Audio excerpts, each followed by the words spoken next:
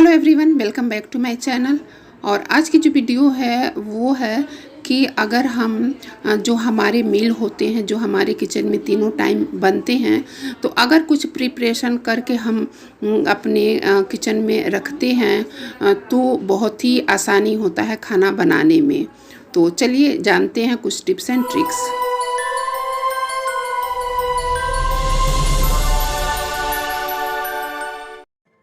पहला ये है कि जब हमारे किचन में तीनों टाइम के मील बनते हैं तो उसमें जो है ये जो हमारे गार्लिक होते हैं वो बहुत ही इम्पॉर्टेंट रोल निभाते हैं और तीनों टाइम ये चीज़ें हमें लगती हैं। तो इसका सबसे बेस्ट उपाय है कि हमें एक हफ्ते के लिए जो है इसको छील के अगर हम रख लेते हैं तो हमारा जो है आसानी से जो है हमारा खाना भी बन जाएगा और जो हमको छीलने में जो टाइम वेस्ट होता है वो भी हमारा जो है टाइम बचेगा और वो टाइम हम किसी और चीज़ के लिए यूज कर पाएंगे। तो जब भी फ्रीज में जो है आप उसको रखिए और जब भी आवश्यकता हो, जितनी आवश्यकता हो आप उतना निकालिए और अपने जो है खाना को बना सकते हैं।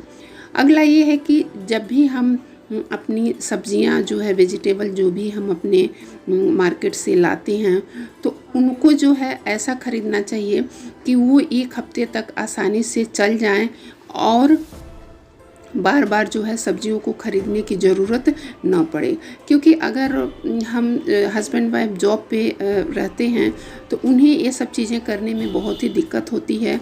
तो अगर एक हफ्ते के लिए हम कोई भी सब्ज़ी वगैरह ख़रीद के रखते हैं तो हमें खाना बनाने में बहुत ही आसानी होती है और बहुत ही हेल्प मिलता है।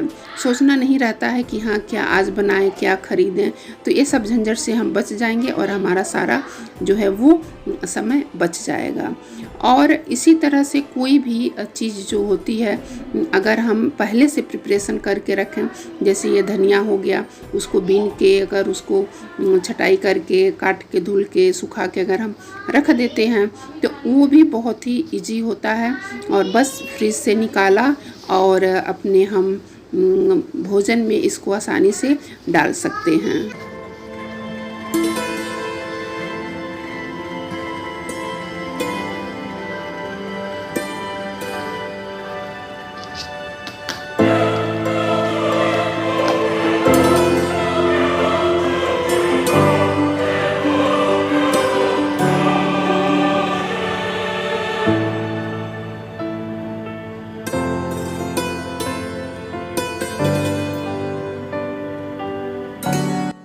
अगला है जो हमारा इडली का जो है ब्लेडर होता है उसको हम अगर चाहें तो 3-4 दिन तक उसको यूज कर सकते हैं।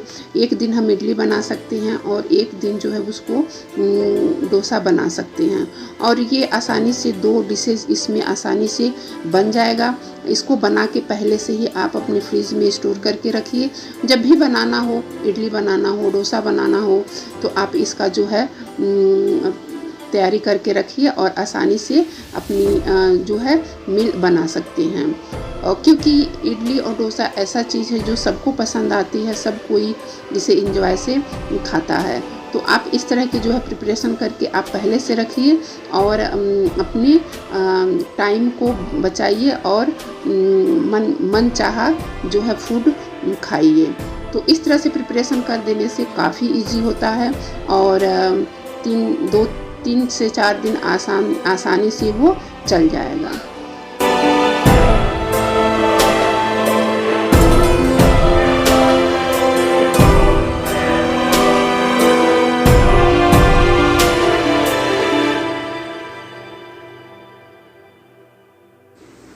इसके बाद ये जो आप देख रहे हैं मैं इसको तोड़ रही हूँ, ये मेरे किचन गार्डन के जो हैं ये करी पत्ता हैं और इसको जो है मैं हमेशा स्टोर करके रखती हूँ।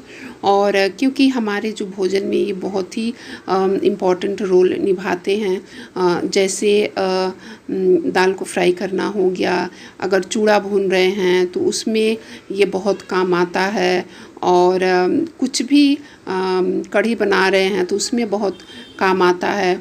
तो इसको जो है इस तरह की शीशी में स्टोर करके मैं रखती हूँ अपने फ्रिज में। आप चाहें तो आप भी इस टिप्स को अपना सकते हैं। और इससे मुझे काफ़ी बेनिफिट होता है, क्योंकि मुझे जब चाहिए होता है तब मैं इसको जो है अपने फ्रिज में रखती हूँ और फिर जो है इसका यूज आसानी से करती हूँ। क्योंकि स्टोर रहने से जो है ये जो करी पत्ता है, कुछ लोग इसे मीठा नीम भी कहते हैं, तो ये बहुत ही हेल्पफुल होता है। जब भी ज़रूरत हो इतना निकालिए इसमें से और फिर अपने चीज़ों को फ्राई करिए। जैसे चटनी हो गया, सांभर हो गया, तो आप इस तरह के जो है इसमें फ्राई कर सकते हैं और बहुत ही आसानी से आपका काम हो जाएगा।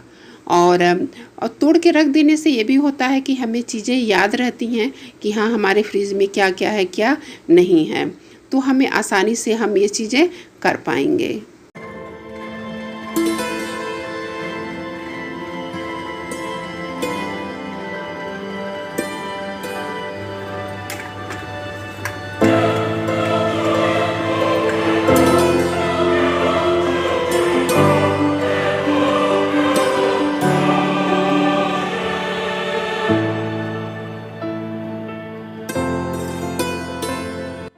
और अगला ये है कि जब हम तुलसी जी जो होती हैं वो बहुत ही हमारे वो जब हम काढ़ा बनाते हैं तो उसका बहुत ही यूज होता है।